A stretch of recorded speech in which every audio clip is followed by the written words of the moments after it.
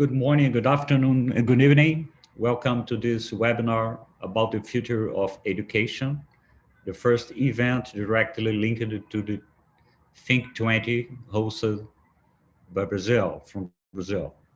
The Think 20 or T20 is an official engagement group of the G20. It's composed by think tanks and research institutions from around the world, and it serves as a kind of think tank of the G20. The main objective of the T20 is to provide evidence-based policy recommendations to the leaders of the G20. I want to take this opportunity to thank FGV partners in promoting this event, particularly ISPI from Italy, University College of London, CIPPEC, Comexi, Fedesarolio, and Oecd. Well, before we start, I'd like to mention two disclaimer notes. First, all statements expressed by FGV employees and guests exclusively represent their own opinions and not necessarily FGV's institutional position. And second, this is the second disclaimer, all speakers have agreed to participate in this event of their own free will, and they all consented to be recorded in this broadcast, which will be posted later on FGV officials channels. Well, we have a list of specialists lined up, so without further delay, I'd like to introduce our opening speaker, the president of FGV, Professor Carlos Ivan Simons Leal. He will set the tone for further debates about the future of education. Professor Carlos Ivan, it's an honor having you here. Thank you for joining us today. The floor is yours.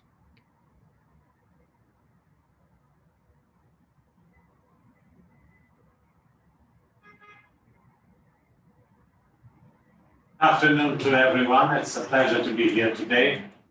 There are two questions that were put forward at the seminar.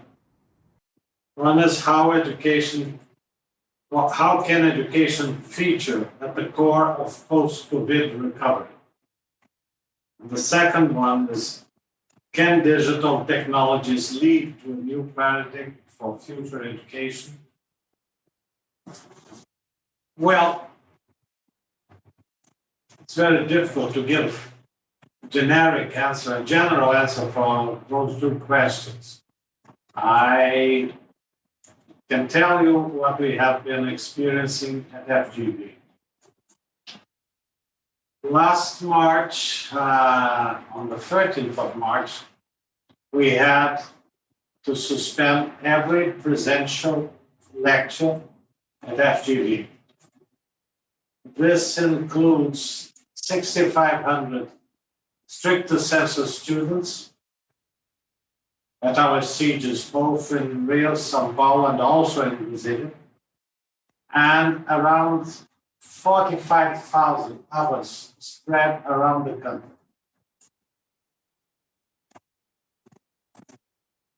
A week later, all the stricter census students came back,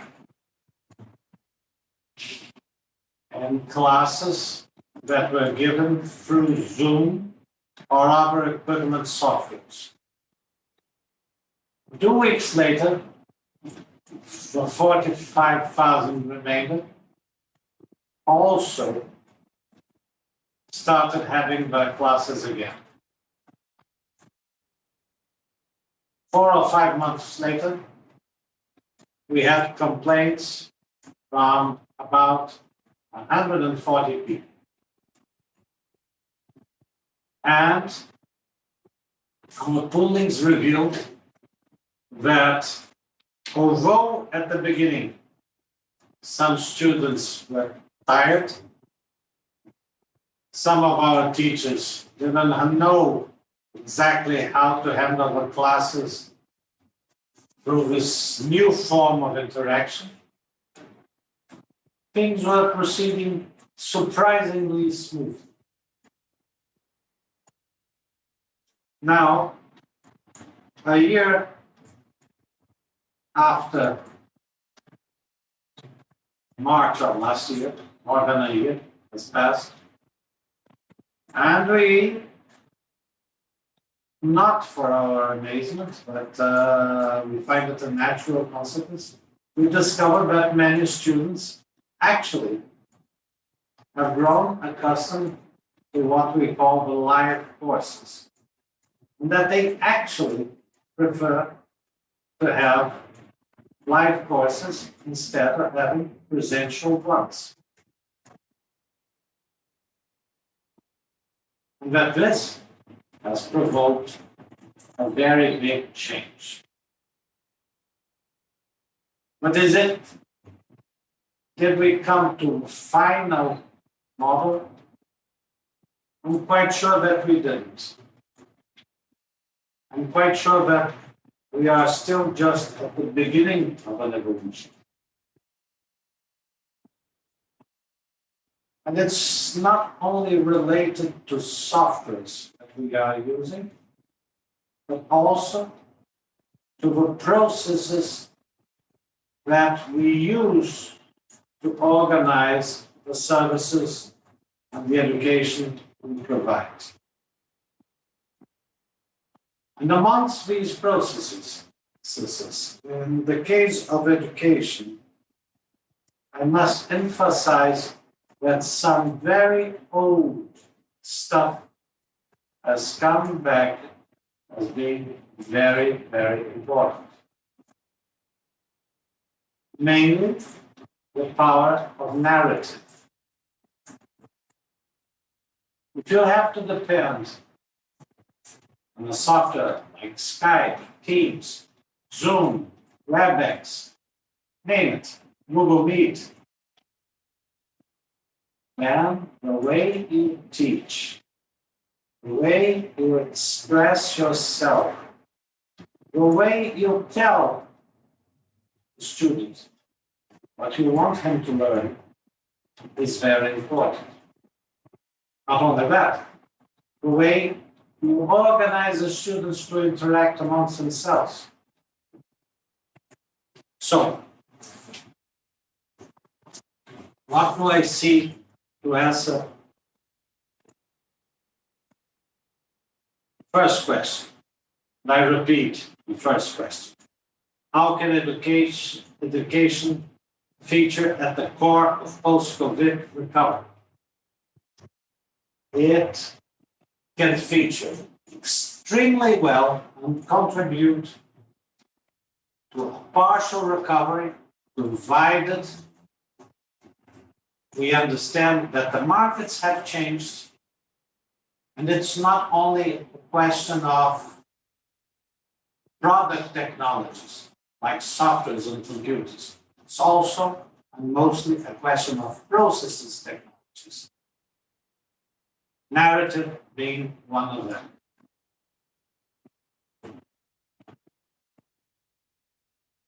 This phenomenon of digitalization also splits education in two parts.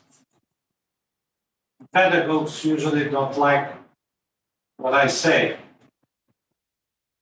The first one is training. The second one is teaching people how to think. Many people think that education using these softwares, it's mostly for training, not for teaching people how to think. This is not true. The important thing is, how do you teach students, how do you provoke students to commit themselves to research using these new methods, these new tools? And one very important thing that, in my opinion, has not been exploited yet, as it should be, is the existence of some ecosystems behind some of these softwares. Mostly I speak about teams. There is a very interesting experiment in Fresno, California, regarding the organization of ECU education. How do you improve productivity? How do you provoke teamwork? And so forth. I will not extend myself too much on that. In order to answer the second question, can digital technologies lead to a new paradigm for future education? The answer is most certainly yes.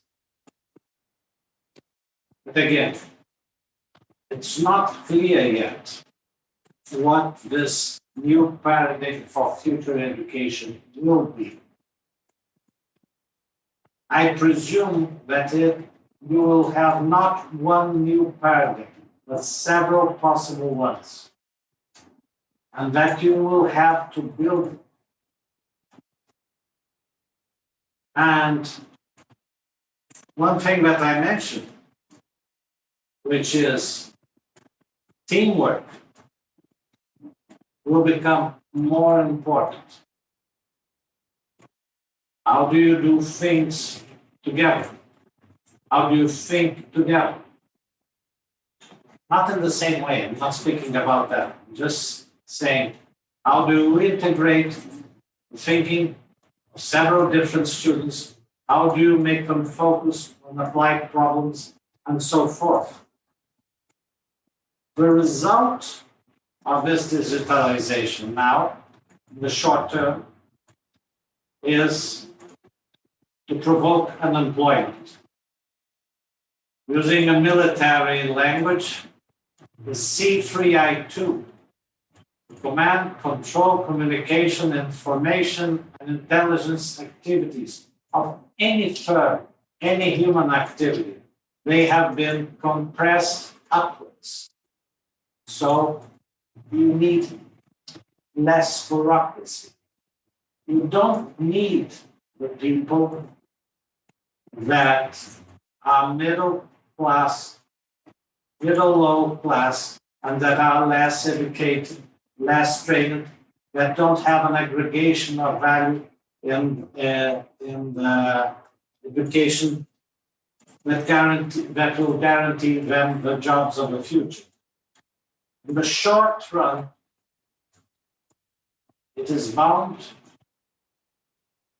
for structural unemployment to grow. Maybe we won't perceive that because we'll just look at the numbers of employment and not see that wages are deteriorating and so forth. But in the long run, even in the medium run, if we teach people how to interact more, to aggregate more value, using these new tools, the tools themselves are part of their teaching, then maybe we will, in the medium to long run, revert this effect.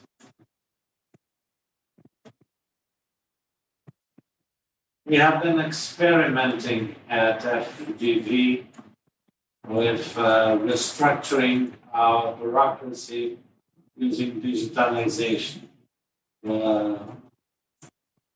This movement forward that started last year.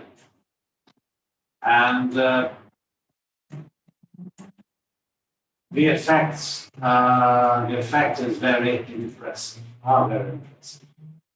I believe that new paradigm for education in the future is aggregation of value, but then through processes, technologies in the next 10 years.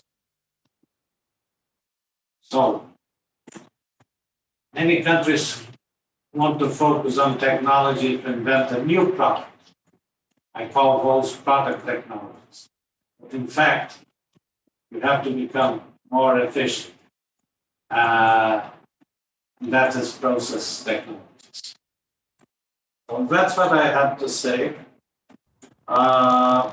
There is a question, there is a third question here, which role G20 in ensuring universal access to training and schooling, in particular for vulnerable social groups. I think that basically that is a very difficult question to answer because each G20 country has a different situation. A country that has tremendous resources in terms of natural resources can may cover its shortcomings using these resources. Others who have to face very deep fiscal policy conundrums, because especially in democratic countries, if you want to remain a democracy, you have to understand that the middle class cannot fall too low. So these are my remarks for today. I thank you for the patience of listening to them. Thank you very much. Thank you, Professor Carlos Ivan. Thank you for sharing with us your thoughts about all those complex issues about future of education. It's also a privilege to have you on board. Well, now I'd like to invite Claudia Costin. Claudia is the director of the Center for Excellence and Innovation in Education Policies at FGV, and she's going to start the debates. Claudia, please, over to you. Thank you very much, Marlos. And it's my pleasure to introduce the theme of this panel, the future of education after COVID, leaving no one behind. I'll speak very briefly about it. And let me just introduce also on a quick note our panelists. We will have here with us Tito Boeri, a full professor of economics from Bocconi University, lead co-chair of Tito 20 Italy, TF6, the Task Force 6 on Social Cohesion and the Future of Welfare Systems. My very good friend Alejandra Cardini, Director of Education Program from CIPPEC in Argentina, Paul Granger, Honorary Senior Research Associate from UCL Institute of Education, UK, and co-chair of T20 Task Force 4 on Digital Transformation, Susanna Mantovani, Professor of General and Social Pedagogy from the University of Milan Bicocca, and member of the steering board Fondazione Cariplo Italy, and also my good friend Andrea Schleicher, Director of Education and Skills from the OECD. So I will very quickly introduce the theme and talking first about the SDG 4, or what has been established in Washington, D.C., in New York in September 2015 as the social development goal aimed at 2030. So it should be accomplished in 9 years. We have established that we would, and that was in times before COVID, ensure inclusive and quality education for all and promote lifelong learning, which gains a new and reinvented meaning when we look at the challenges ahead, because we are talking not only about what the importance of quality education, of education, access to education for all, but what kind of education we should offer to people, and it's for all. So we are talking at the same time about high expectations for learning expectations, which means it should have quality, and quality needs to be translated into learning, which will be very challenging during the COVID isolation and school closures. But also, we are talking that this education should connect to lifelong learning. And if we think about the future of work, of what has been more recently called the Revolution 4.0, or the fourth industrial revolution, we are considering a time, and Carlos Ivan mentioned it quickly, not only of digitalization, but where artificial intelligence is substituting work or jobs, even jobs that demand intellectual skills, for machines. Osborne and Frey have mentioned that 2 billion job posts will be extinguished by 2030. It's not that other options won't be brought along. It's not that we won't create other jobs, but those new jobs will demand much more sophisticated skills. So the education ecosystem will need to be ready to deliver those new sophisticated skills in a context of rapidly fading demographic bonus, of stagnated productivity in many parts of the developing world, and even of fragile citizenship that brings the risk and even the presence of populism.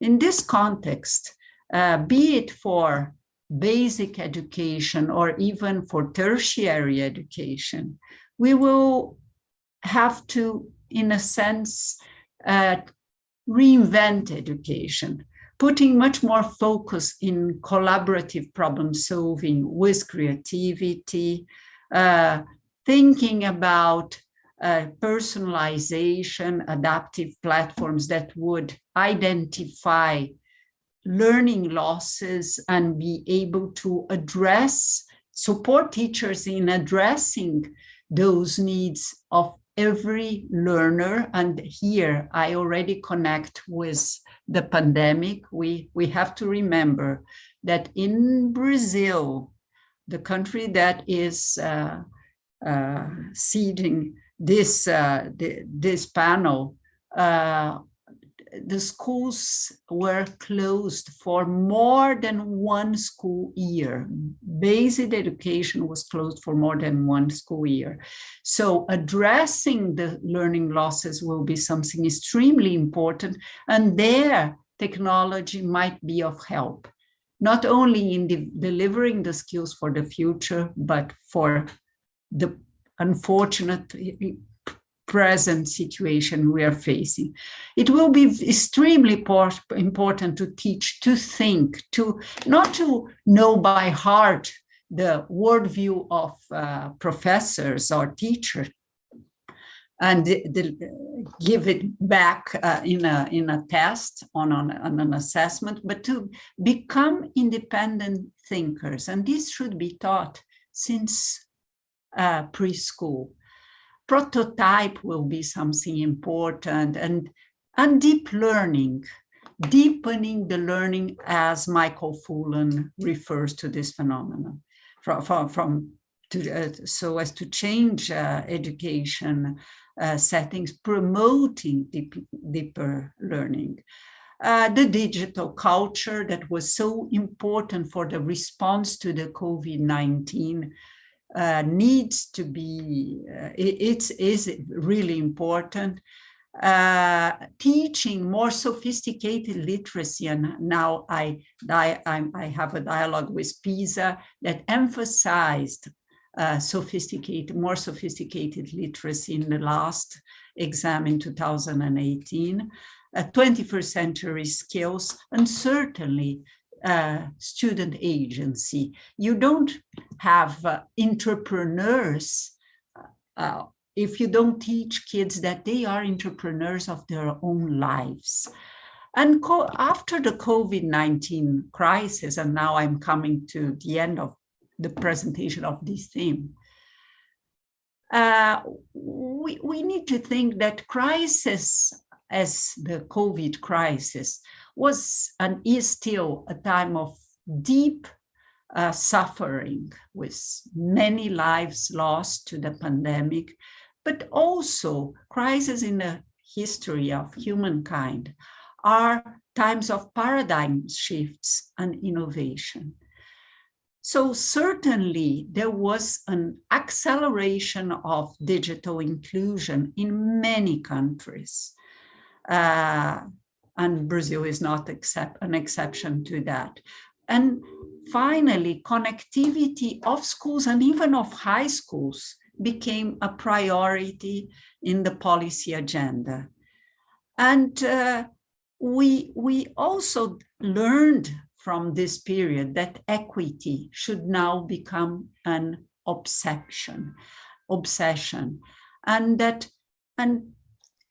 and even discover that some skills were developed during the isolation resulting from the pandemic by students that might be useful later on, such as adaptability, openness to new experience, and even collaborative problem solving and autonomy. Isolated with their families, students had to address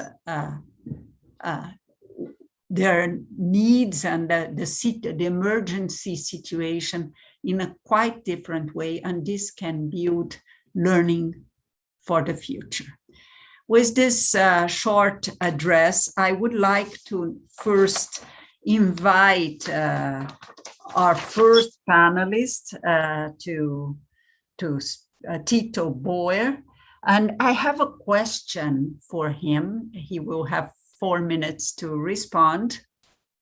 Tito Boeri, the increase of social inequalities worldwide has been a legacy of the pandemic, no doubt, which need to be urgently addressed. Granting education for all is essential to preserve social cohesion. What are the key issues and policy areas covered by the T20 Task Force on Social Cohesion and the Future of Welfare Systems you are leading on? How does education fit within this picture? Please, the floor is yours, Tito Boeri. Thank you, Claudia. Thank you for your introduction.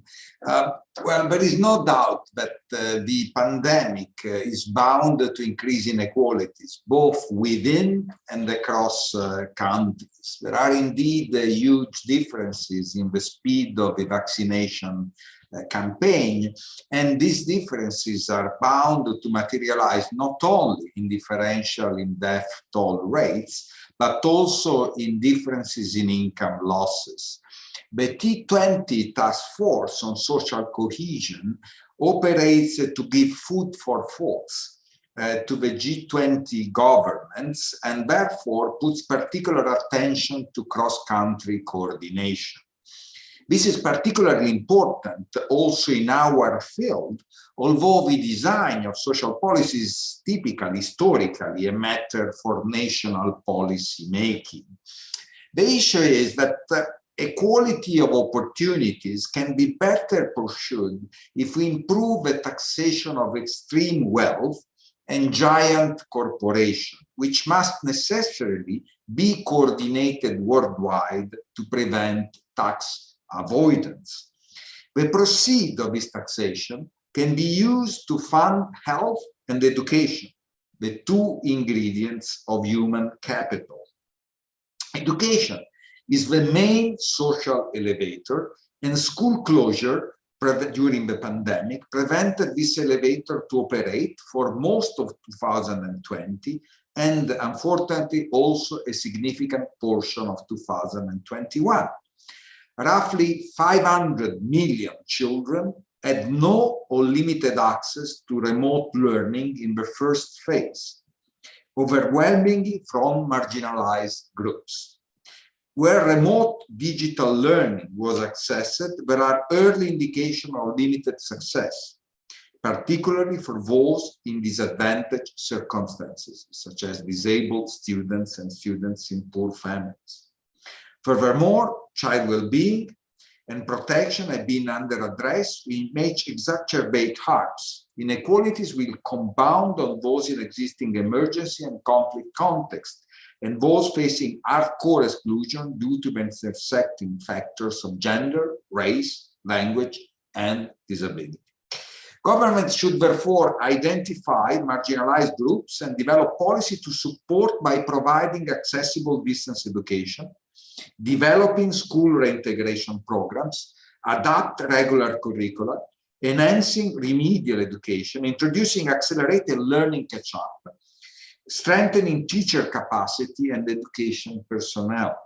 According to our recommendation, G20 governments should also promote learning from best practices in pedagogies, focusing on the most vulnerable groups, regular assessment and feedback, different kind of tutoring, low-tech innovation, and other learning acceleration programs, such as teaching at the right level, among others. Specific attention has also to be dedicated to the consequences of online teaching, as we might discuss also later on today. Resilient early childhood programs require systemic approaches and enabling environments. Unfortunately, the lack of integrated, relevant, available, and disaggregated early childhood codification system and data across population, regions, and government sectors and levels undermines the responsiveness, breadth, and effectiveness of early childhood programs. The COVID-19 pandemic has magnified the problems, the fragmentation and the lack of data regarding early childhood education and care. In countries with fragmented or non-existent data, the responses of monitoring and evaluation systems to crisis and disruption are low, limited, and often ineffective. Without multi-sector and integrated system, due to lack of access to disadvantaged young children and their families, may not be adequately reached and well supported, even where resources may be available. Early childhood education and care data monitoring and evaluation system directly contribute to establishing and maintaining effective and resilient social welfare systems, but only if they are well designed, appropriately resourced, and competently governed. So these are some of the key messages arising from our task force in this respect. And thank you for this opportunity. Thank you very much. And now I call Alejandra Cardini. And Alejandra, what are the main issues on education covered by the T20 task force you are involved as co-chair? What are your views about these issues? Please, Alejandra. Thank you very much, Claudia, for the question and the introduction. Well, today the world is facing an extremely challenging situation, and not only in terms of the future of education and how to address post-COVID, but also in terms of how to recover from emergency and to transit to a very near next future. Today, many countries, India, Brazil, Argentina, are still extremely complicated in terms of how to deal with the pandemic and educational systems. So the task force has to look at those two time frames at the same time. As Carlos and Claudia mentioned, COVID-19 has caused the biggest disruption in modern history, and this has terrible effects on inequality. I agree with Tito and you that inequalities and equity needs to be the obsession at the moment. And this closures affected very different countries, regions, and students. In Latin America, for example, we had more than 150 days of full closure last year. And in Western Europe, it was only 50. So that's an example of how this is affecting very differently different regions. So this disruption that is still ongoing in many countries, as I said, is leading to a global education emergency that has no precedents, and it has terrible immediate and long-term effects on welfare, learning, earning, and life opportunities. So to respond to this situation, the G20 is focusing on 4 issues that we think might contribute to the G20 agenda, and I want to share with you today. The first issue is looking at the need for education systems that focus, as I said, on recovery and addressing exclusion and rebuilding equity at the same time. So we know inequalities will compound on those in emergency and conflict zones, as well as those facing hardcore exclusion due to factors as gender, race, language, disability. So in that policy brief, we argue that G20 countries must institute and support mechanisms and policies in areas of financing, provision, regulation that proactively allocate education resources towards those disadvantaged groups. Again, inequalities is an obsession. As Tito mentioned, another issue regards to early childhood. And there, the focus that he says is in this urgent need for comprehensive information systems. The third issue looks at learning loss. And there, evidence indicates that learning losses are disproportionately affecting children from lower socioeconomic backgrounds, marginalized groups, and less educated homes. So we also know these losses come from, and you mentioned this, Claudia, early this morning, we also know that these losses come on top of a severe pre-existing learning crisis. So this specific policy brief suggests educational strategies to recover and accelerate the learning, so that G20 countries can focus on those tragedies, their efforts. Some examples of these recommendations are cost and time effective pedagogical practices, curriculum adaptations, teacher training programs, and comprehensive access to technology. And finally, the fourth issue that is very, very present, and it has been present in the last 4 years in the G20 agenda, is digital education. And we know that this came to a completely different level with the pandemic and the digital divide, but I'm not going to address this because I know other colleagues today are gonna be addressing this. So those are the 4 main topics that we are addressing this year. Thank you, Alejandra. Certainly, we will have more on digital with other colleagues. Now I'm asking Paul Granger about this, specifically digitalization, as Alejandra quickly mentioned. So digitalization, Paul, has provided a crucial contribution to ensure continuity of education during the pandemics. What are the opportunities provided by new technology at this respect? And what are the challenges in front of us in order to ensure that everyone benefits from digitalization?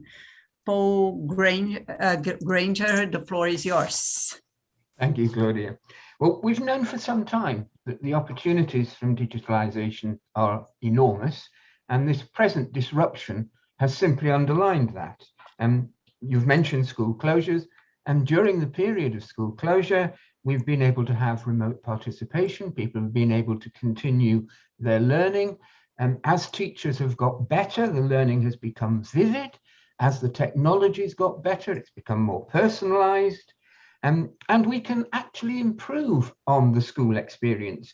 You can go somewhere where it's physically not possible to go, like an 18th century battle or the inside of a nuclear power station. You can have access to luminaries. You can't have pop stars visiting every school, but they can act as a motivator across a medium. So the opportunities are great, but what the pandemic has also thrown up are the very severe limitations. And that's both in terms of resources and in terms of mode. Just looking at resources, very simple things like space. It's thrown up the question of whose house is it? You have two parents working remotely, you've got 3 or 4 children working remotely. The house doesn't run to that many rooms. It doesn't run to that many computers.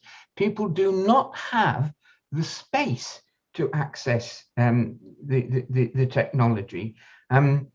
They don't have the necessary equipment. You see harrowing pictures of 4 children clustered around a mobile phone with a broken screen. Wi-Fi is not universal, nor are the skills. My skills are very limited. My phone knows where I am when I don't. There are areas of logistics which it's important the G20 focuses on and makes the case for universal access to Wi-Fi and so forth. We know what the agenda is. Finding the resources is a different matter. But there are more subtle limitations which we're bouncing off the edges of now. Too much teaching is still asynchronistic. A worksheet is pinned up on the screen. Children are supposed to be motivated to do that, to answer that in their own time. Well, such motivation is a pious wish, I think. And it is getting better and there are more synchronistic programs now, but the opportunities for interaction are limited. You know, we're a very disciplined group clustered on this screen here and we're interacting, but that's taken years of rigorous training in how we manage the dynamics of interaction. And when you get into more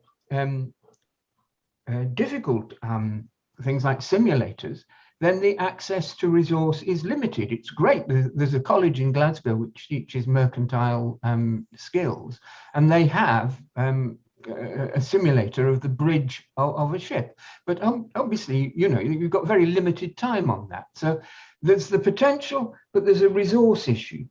There's also something around the machines are finding it very easy to transmit information.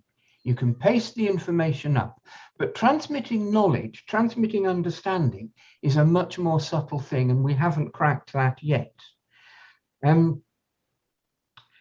And certainly, we're not able to teach practical skills. Now, in my own field of technical and vocational education, this is leading to an economic crisis because you have a bottleneck in what we call license to practice courses, where you have to demonstrate a set of skills in order to get that qualification. Now, it's very hard to teach a chef exactly how to fricassee a fish over the television media. It is impossible to assess how successful that has been. And therefore, the awarding authorities are not giving out license to practice qualifications. And in the UK at the moment, there is a frightening shortage of chefs, which is a great shame because we're allowed back into restaurants as from Monday. So there are problems with interaction, motivation, physical manipulation. Most literature says we're going to have to settle on a pattern of blended learning, that technology can support a wider range of education, but of its own, I think things will run down and fall apart without returning to some form of human interaction. Okay, thank you. And now I'm calling Susanna Mantovani. And I have a question for you, Susanna. The pandemic exacerbated existing social inequalities by producing an education gap that affected, in particular, more vulnerable households. What implications could this phenomenon have on our societies? What should be done to address this problem, which targets our children? Susanna, the floor is yours. Thank you. Well, many things have been said. I'm just trying to focus on a few points. Of course, everybody said we have had a dropout from school, much more than before. And it is very difficult to catch back young children and particularly youth if they drop out. So we really have to prevent that to happen in every possible way. That means involving parents, involving health services, social services, with a big interaction between different agencies, because getting back who is away is very difficult. You can say which is the numbers, but catching them back is a different thing. And another, in particular, since this is the field I'm particularly interested in, and I'm very glad it's been addressed so much, many children have got out from early childhood services, even where they existed, because the loss of jobs of their mothers, the fees that still in many countries are on early childhood education and care, because very often they came out from union pressure for working women, so that somehow implied there was some income in the families who could use them, is an obstacle. So the development of ECSE, which has been a big pressure for in the last years in all countries, because it's very unequal. It favors areas of countries where there is work and where there is more affluence, and this favors parts of countries where there is no work for women. There is still lots of prejudice that where women are not working, they don't need good education for their children. So of course, I used to talk about conciliation, but educational. So there is nothing which is against having good education, even for a toddler, a very young child, at least a few hours a day, and working. So that is one thing. Another part is the drop of motivation in young people, particularly adolescents, who have been abandoned or not recognized or do not identify themselves anymore with what schools offer in a moment where the suffering, as you said, has been great. And the uncertainty and the loss, the general losses. And this is another big question. How do we get an educational system through all ways, at remote or in presence, or possibly blended, where the young people and all children feel they are wanted, they are recognized, they are motivated and involved, as you were saying, in rebuilding a network in how together. And then it is, of course, somebody said it before, in crisis and in this, in the limitation in the life of children, even in, I think in Europe, sociality among young people has been considered transgressive.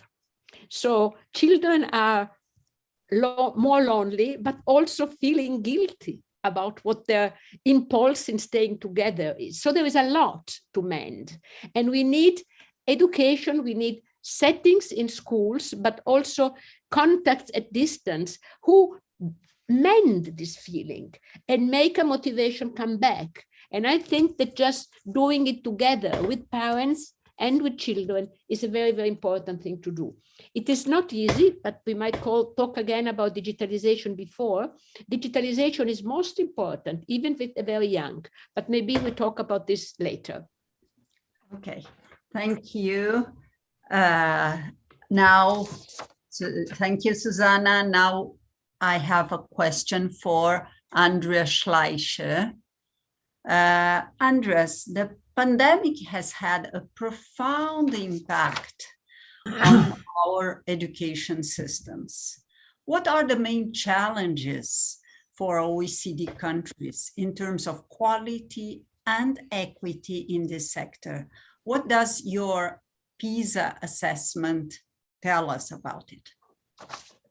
Thank you, Claudia. Obviously, the pandemic has dramatically amplified the many inadequacies and also inequalities in our school systems. Now, for students who had learned how to learn, who had access to great digital resources, a supportive ecosystem at home, parents who could help them, for them, this pandemic has maybe been liberating and exciting. They could learn in so many different new ways. But for the majority of students who who used to be spoon-fed by their teachers, who had never developed that motivation, resilience, capacity to sort of access new information, who did not have the right technology, and most importantly, not the social support, they were left very badly behind. I think that's the reality. That's what we can see in our data. But Claudia, you said at the beginning something that I think is very, very important. Real change, almost always happens in deep crisis. Basically, the future is not about building back better. It's about building forward differently. I really think, we will not succeed if we just run behind the system that we had. We will not catch up. The students who were left behind will not make the grade. And actually, there's one thing in which you could see that really interesting with the PISA data. When you look at school closures, they vary enormously. Some countries had just a month or maybe 6 weeks their schools closed, and other countries have lost a whole year. This has actually very little to do with the pandemic itself. There's almost no correlation between the extent of school closures and the infection rates in a country.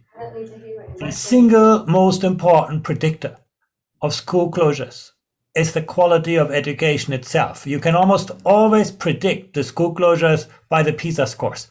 So where schools had a lot of local capacity, they could adapt, they could introduce social distancing, they could engineer kind of learning solutions, they reach out to the parents.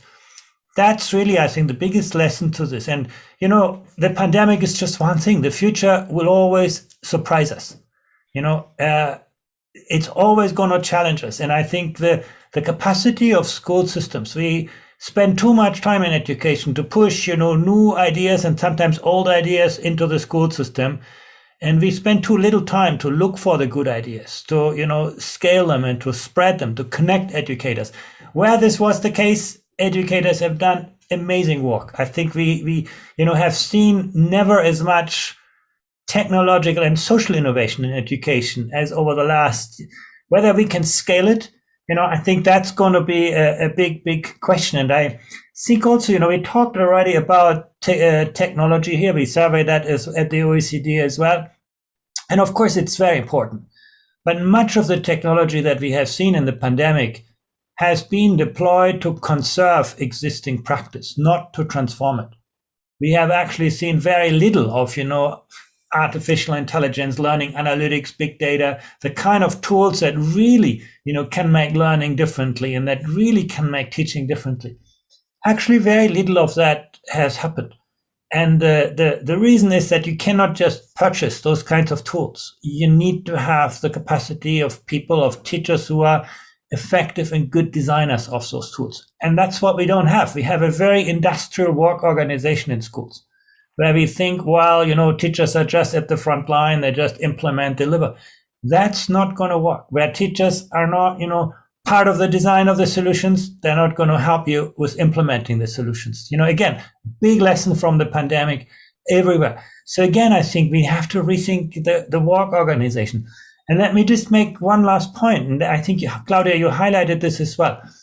The question that really is most important is not the how question, the pedagogy, the technology, the learning environments. The really big question is the what question. Now, our school systems are very good to educate second-class robots. People are very good at repeating what we tell them. In this time of artificial intelligence, that's going to dissipate. You've mentioned it in a workplace. Those jobs are going to be digitized, automated.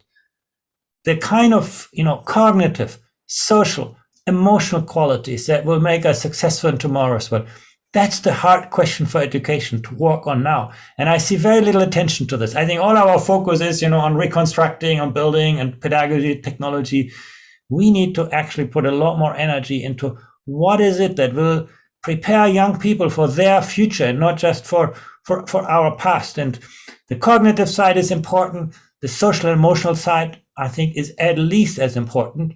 The teachers that students will remember from this pandemic are probably not the ones, who taught them most stuff. They are the ones, who were present in this crisis, who connected with them every day, who understood who they are, who understood who they want to become.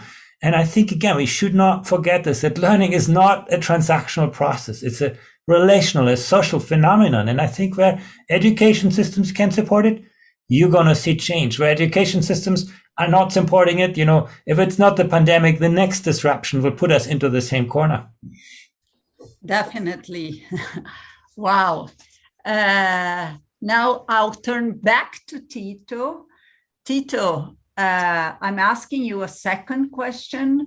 As a consequence of the pandemic, many countries implemented school shutdowns and switched to online teaching.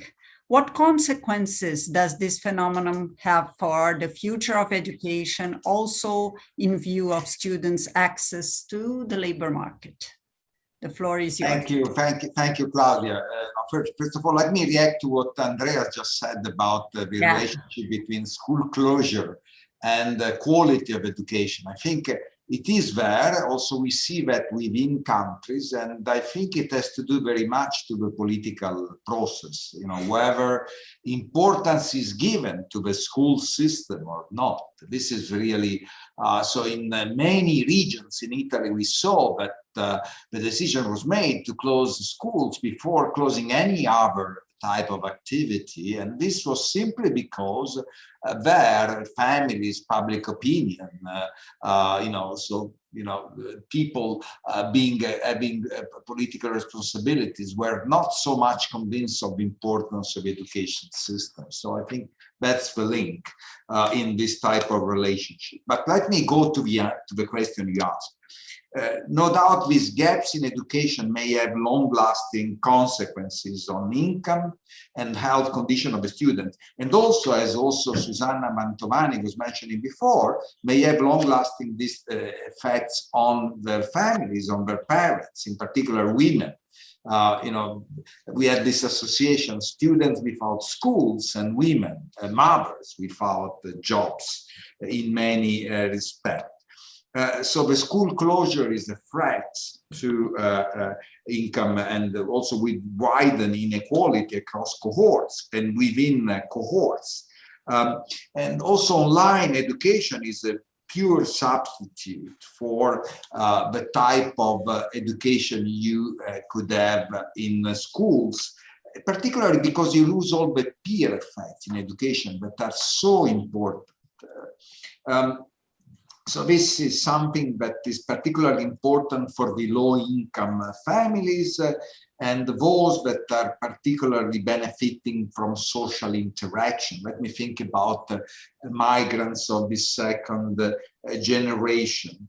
Well, it has been estimated that for children living in the poorest neighborhoods, the skill loss when entering the 10th grade amounts to 0.6 standard deviation. This is in the US. To give a practical example, in terms of the American GPA scale, which ranges from 1 to 4, 1 for a straight D students and 4 for a straight A student, this corresponds to a decline of almost half a point. For example, a child who was a straight B student before would now be getting a C grade in almost half of the subjects. For children living in rich neighborhoods, instead, the gap is almost negligible.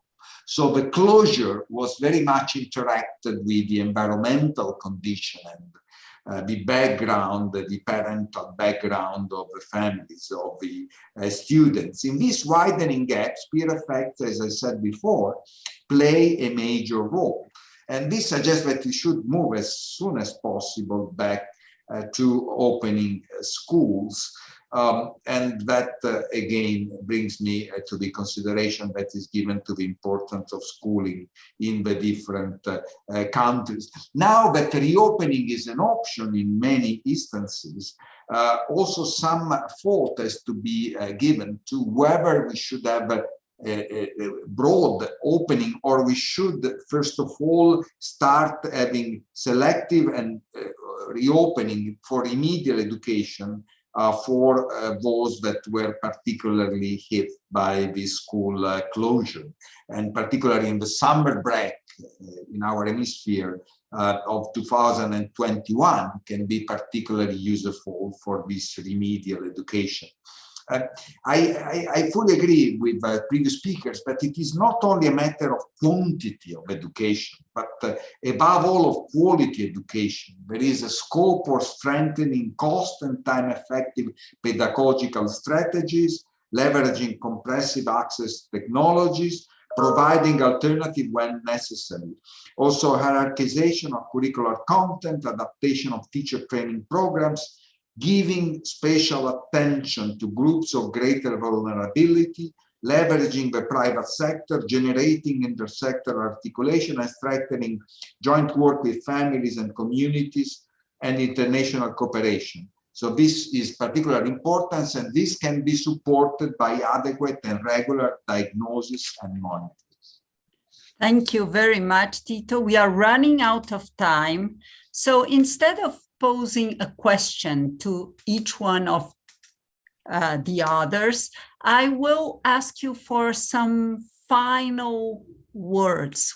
How would you summarize the issue of young people being left behind due to the pandemic, and what message you think that we should take to the G20? Alejandra, can you in 1.5 minutes summarize that?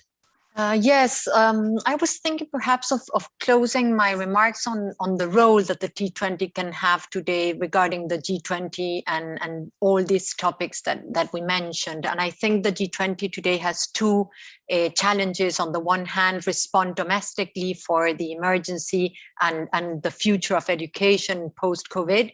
But on the other hand, we know their responses will have regional and global impacts, given their influence as G20 members and also as donors. So there, I think that the Italian presidency has a very unique opportunity of advocating for global collaboration in this idea of beating the SDGs in this new context and being able to realize these 3 Ps that are the lema of the presidency, that people, planet, and prosperity. Thank you very much, Alejandra. Paul Grainger, please, your final remarks. The question you were going to ask me talks a little bit about employers. And one of the things that technology has done is expanded enormously the range of employment that's available. People are specialists on this statistical package or that particular form of media operation. So it is impossible for vocational colleges to maintain one lecturer in each of those subjects. So we can't teach unless we collaborate with employers. So what we have to do post-pandemic is break down the silos where teachers are here and employers are there. And I mentioned Glasgow College earlier. Glasgow College works with the maritime industry in order to train the next generation of technical sailors. If employers want people with the appropriate skills, they're going to have to collaborate with us in delivering those skills in local networks. The other thing, very quickly, Claudia, is it is much easier to be an entrepreneur now than it was 20 years ago. You don't need vast quantities of steel and water to set up a YouTube channel and make your income that way. So we're looking at a new paradigm for employment, feeding into a new paradigm for education. Thank you very much. And Susanna? Now, I agree with everything I've heard before I intervene again. So I want to go over it, but I just say something which is not the contrary, but I think we should keep in mind. Digitalization is not the solution for all problems. Good education is blended. We have to look at emotions. We have to look at character skills or other things, but we cannot deprive poor children and poor family of this tool. They have to process it, they have to learn it, they have to have access to it. Otherwise, children will not be able to have good jobs and to develop in this world. So it has to be done early, naturally, pleasantly, not too technically. I'm not a good one to say how, but I think it's something they cannot be short of. Otherwise, if we are worried about them, we should be even more worried, because they will not have a very important tool for innovation, for a better future, for a better world. So let's start early. Let's involve children and their parents to give to all of them the same tools as far as possible. Thank you very much. And Andreas, your closing remarks.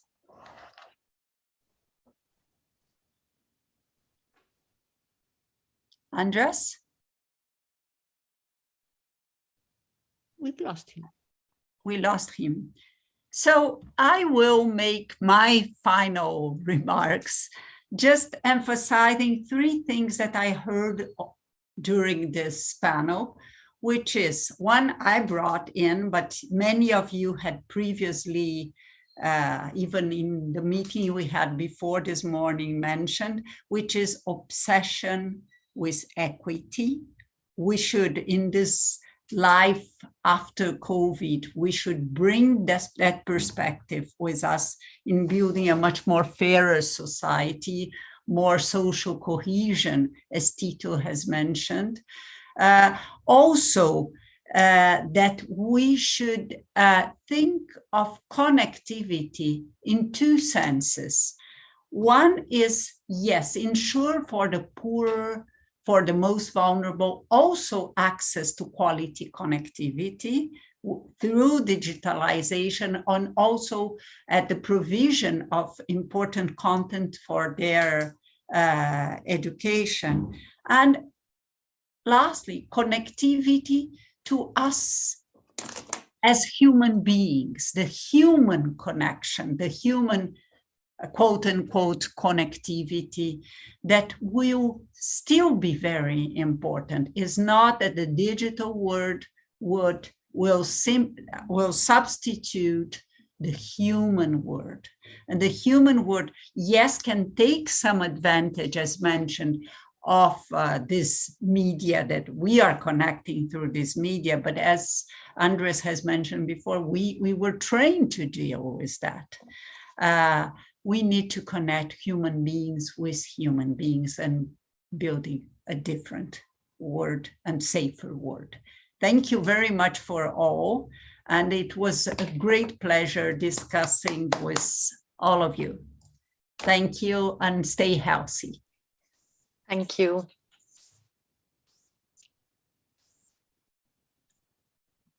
Thank you.